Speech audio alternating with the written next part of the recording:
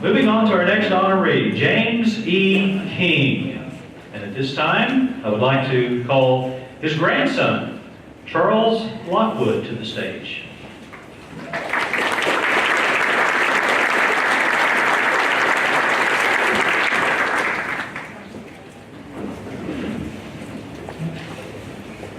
Thank y'all very much. It's kind of hard to follow those children. We live in Brownwood, and I remember as a kid in the 60s when Brownwood was having such great success in football, and Coleman was in our district, and we'd come over here for basketball games, and they never did beat Coach Childress. Never did. Y'all had a great basketball team. I'll never forget that. Yeah, so it's a real honor for myself, my sister Brenda, who's here, to receive this honor on behalf of my grandfather, James King.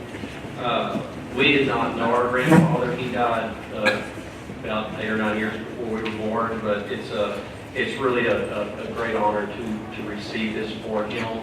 He was such a master musician and did so many things to pioneer music in the olden days, and it's just a great honor that Coleman recognizes him. I want to thank the Coleman ISD and Skip and Randy and everybody with Coleman.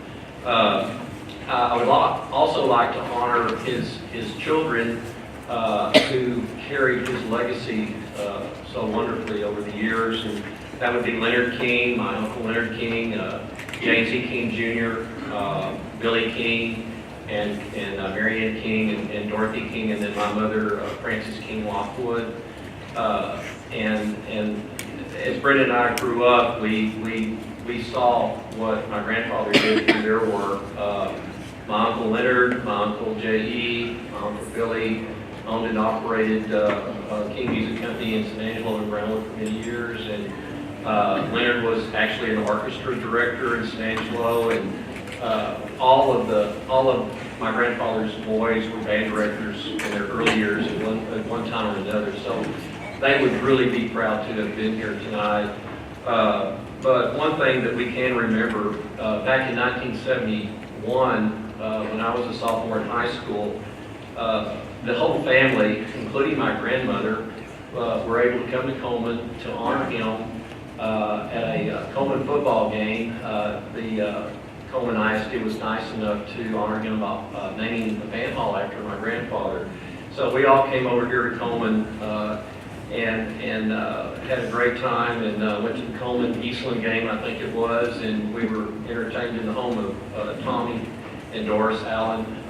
And they were great hosts, and then we went to the band hall after the game, and that was something that they all got to see at that time. So I was telling my wife Mary Ann, I said, I can't believe that was like 47 years ago that we did that. Unbelievable.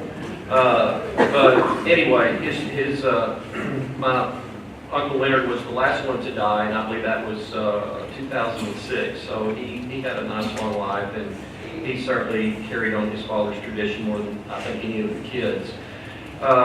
In his biography, I wanted to point out just a couple of things that weren't written. Of course, it's said that he helped form the TCU and Baylor bands, but when he got out of the St. Louis Conservatory back in the early 1900s, he came back to Texas to organize community bands. And he did that in Coleman and Marlin and in many other communities. And then when he was in Mexia, he formed that concert band, and they went all over the nation. In 1917, he moved to Waxahachie, where he organized the famous, they called it the Lone Star Band. And this band made many concert trips playing before President Woodrow Wilson in Washington, D.C., and John Philip Sousa in Salt Lake City, where Sousa commented that the Lone Star Band played music as it was meant to be played. And then in 1920, while in Waxahachie, he called a group of bandmasters together and started the Texas Band Teachers Association, the forerunner of the TMEA. He served as its first president and founder, and later organized the first band contest in Texas, which was held at the State Fair in Texas. And that's kind of interesting because later on, after he had died, my uncles kind of carried on that tradition by organizing they had a concert band contest in Brownwood for many years in the 60s and 70s, and it was probably the biggest one in the state, and it was a really fun event.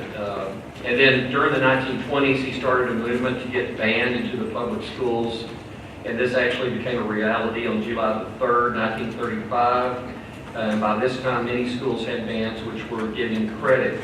My grandfather went before the legislature in Austin and fought to get credits for kids who were in music and who were in bands, so that would count towards graduation. And he's the one who kind of made that happen. And so I guess you could say he was pretty much the forerunner of getting bands into public schools. And of course, bands in public schools in small towns like Coleman and Brownwood and Elsa, those are the pride of the community. And I think that's a pretty neat deal. And one of the things that he did, I guess one of the more famous things that he did was that he co-authored or co-wrote the University of Texas Pie Song. And we were told that when we were kids, but we didn't really think that much of it. But it is a big deal, and we've received information from the University of Texas in regards to that, and I think there's a plaque in Austin. But for some reason, my two oldest daughters who went to A&M just really aren't that impressed. Anyway, but we have, my family, certainly, we grew up, my sister and I, coming to Coleman, and my mother had many friends over here. Mother and Daddy came over here for a lot of parties, and we just had a great time. And Mother would used to take us, we would get in the car and go up and down the streets of Coleman, and she'd point out every house and everything that house represented, what family lived there, and what this and that and the other, and probably told us some things that we probably really didn't need to know. So, but anyway, it was truly, we bring our grandkids to the Coleman Rodeo, and we love Coleman. I mean, it's like a second home to us. So anyway, we're very, very honored by this, and we still, I guess the only way I've been able to, since I didn't know my grandfather, the one way I've been able to maybe pay respects to him and to the Coleman Band is that my business in Brownwood, we sponsor the Coleman Band. Of course, I think Randy sold me that like 4 years ago. So. But if you listen to Coleman High School football games on the radio, the halftime show is broadcast, so you can listen to the Coleman Band, and that's one way I keep that in the back of my mind, and as a way to honor my grandfather King. So, but thank you so much for the honor. We really appreciate it.